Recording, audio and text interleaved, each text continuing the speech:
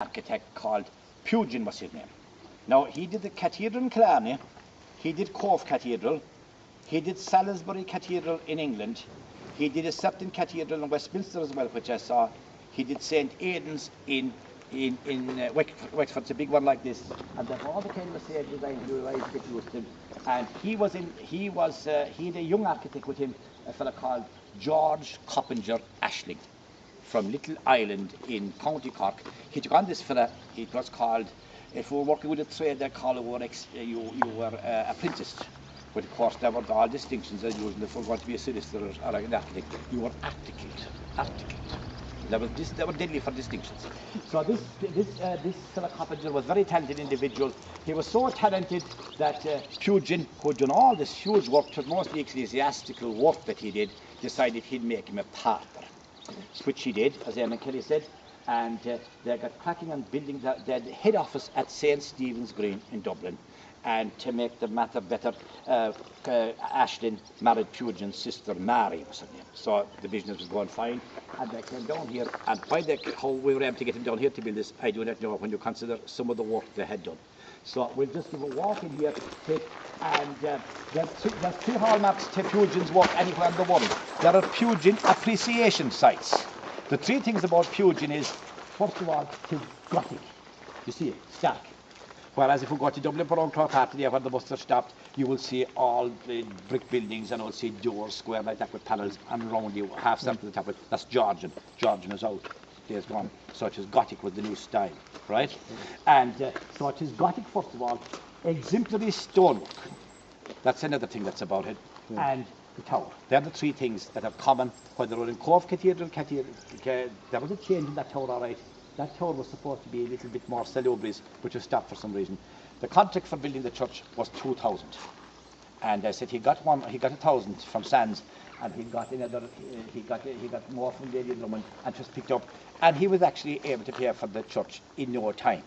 Now, the church as we go into it is cruciform in design, and the nave as you walk up, and the transepts as you go up are equidistant. That was the mathematics of it. That's why you'd have to be articled for a good few years before they put you a drawing with a biro. Well, just pencils that in, we have to do with the rubbing out. So anyway, you came in here, so we'll go in here and we'll say... You're recording? Good. Very good. Just verbal. Yeah. I'm not sure.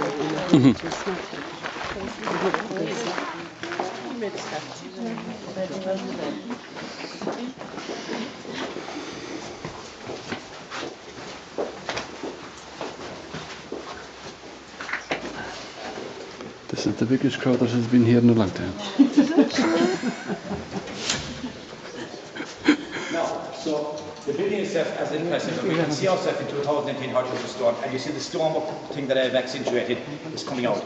The next thing about this church are the stained glass windows. There are three main ones up there. There are several, of course, as you can see. And the actual name of this church on the drawings in St. Stephen's Green in Dublin in 1869 is the Church of St. Carthage and Moray. That's it in black and white. That's what's in the blueprint of the drawings. And the design of the windows were done by the two biggest, that would be the James Scanlons in the time.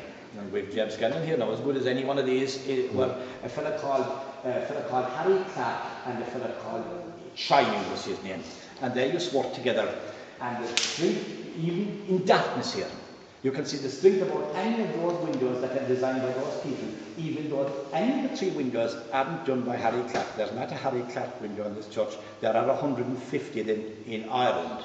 But he was the man that promoted it and the design it. He did the designs in it, and he was trained by his mentor was Child, like they all had mentors.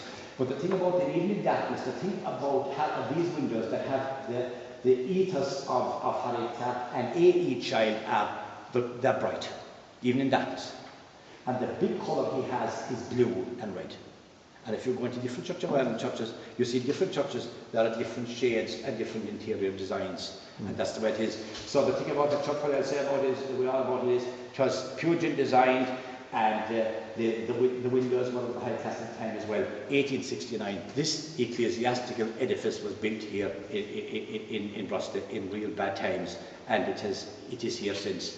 And as I was saying, it was 1869, so we're 2 years away from 150, so we better start 150 anniversary, 2 year time you can start now, okay?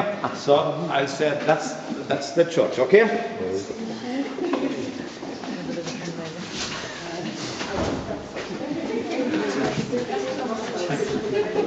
Is that for your blog?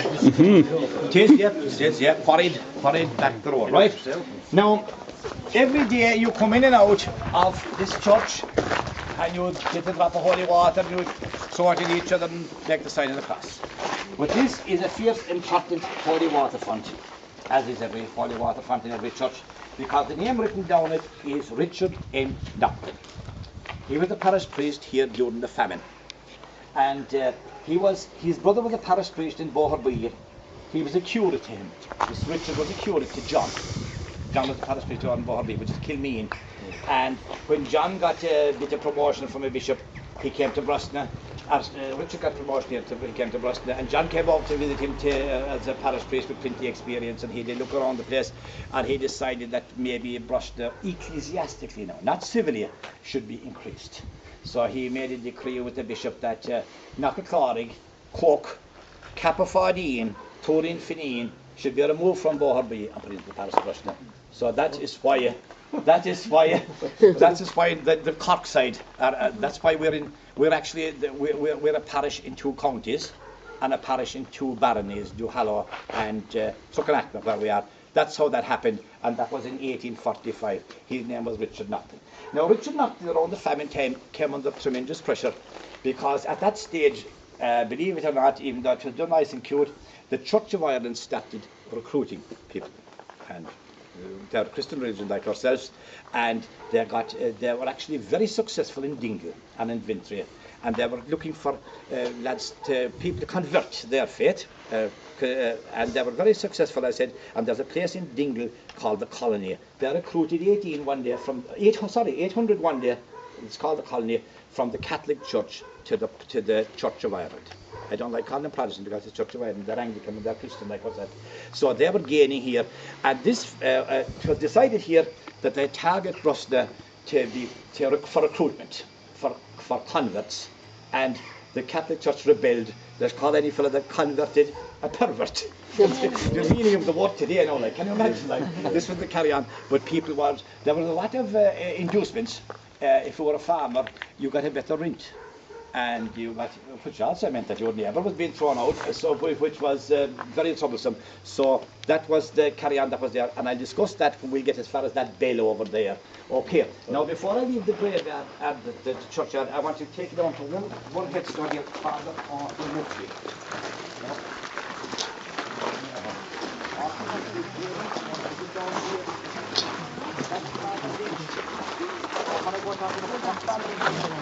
In 1943.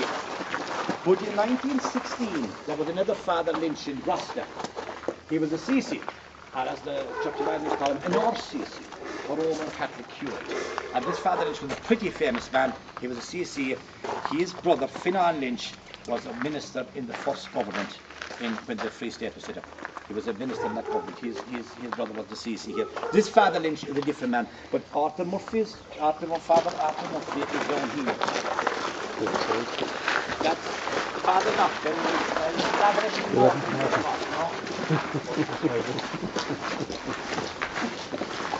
How did you remember that? Good, huh?